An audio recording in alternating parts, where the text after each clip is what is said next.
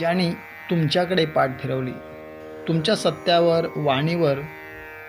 विश्वास ठेवला नाही, तुम्हाला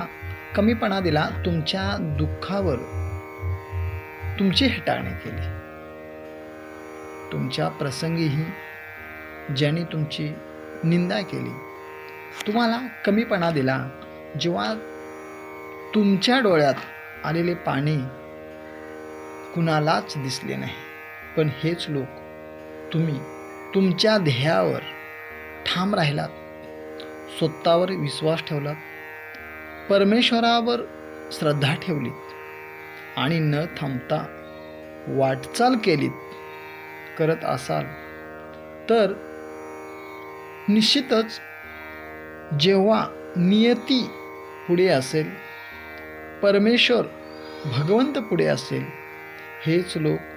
तुमच्या पाठीमागून धावतील, तुमच्या समोर येण्यासाठी तडफडतील. जय श्री कृष्ण.